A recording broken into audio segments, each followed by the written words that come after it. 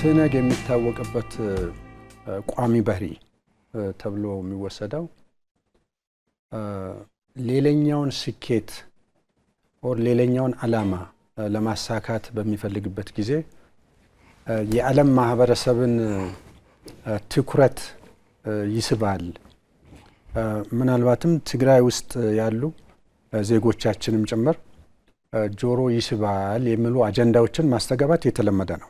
በተሟላ ግንዛቤ ሁሉም ሰው ሁሉም አካል በውስጥም በውጭም ያለ አካል ይህንን ጉዳይ ተገንዝቦ ትነግን እረፍ፣ ከዚህ ውጣ፣ ሰብአዊነትን አስቀድም፣ ፖለቲካውን ቀጥለት ይመጣበታል፣ በሰለጠነ መንገድ ዲሞክራሲያዊ ስርዓቱን ተከትሎ አሰራርን ተከትሎ የምርጫ ህጎችን ተከትሎ የሚሰራቸውን ነገሮች ሊሰራ ሲችል ሂሳቡን በሌላ በኩል ለማስላት እንዳይንቀሳቀስ ሁሉም የድርሻውን ሊወጣ ይገባል።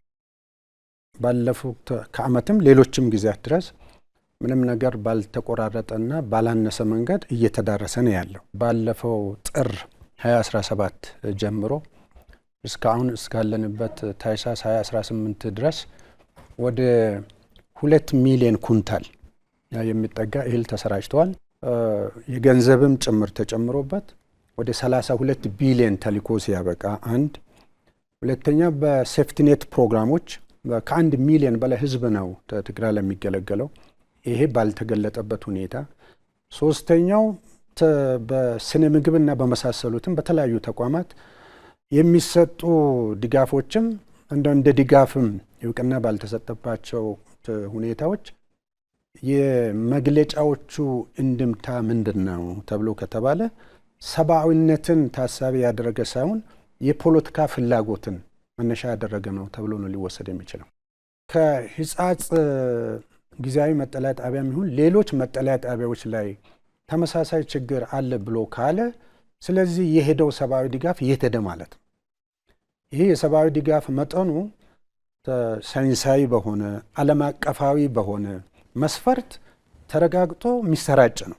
የሚሄደውን ሰብአዊ ድጋፍ በትክክለኛው እንዲደርስ ከማድረግ ይልቅ የተለያዩ የቀረጥ ስርዓቶች ውስጥ በማስገባት እንዳይቋቋም የማድረግም በጣም የተደራጀና ስርዓት የሚመስል ነገር ተዘርግቶ የሚሰራው ነገር በሙሉ የሚያሳየው ትነግ ለፖለቲካው ለራሱ የፖለቲካ መዳረሻ ለሚላላካቸውና በመላላክ ሊያተርፍ ለሚፈልጋቸው ነገሮች ሟች እንደሆነ ነው የሚያሳየው።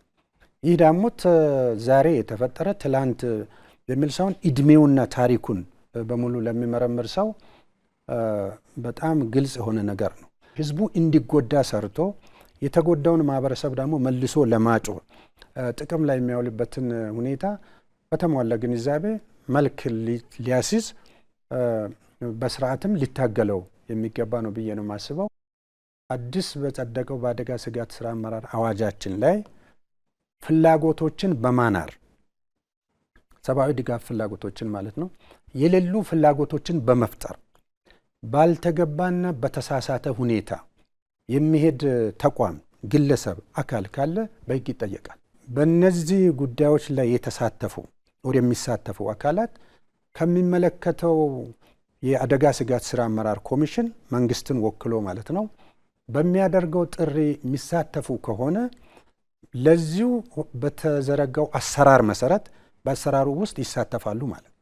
የአካውንት ስርዓቱ አለ፣ የተቸገረውን የምንለይበት ስርዓት አለ። የምንለይበት ስርዓት በፌደራልም ከክልሎችም ጋር አብረን የምንሰራው ስራ አለ።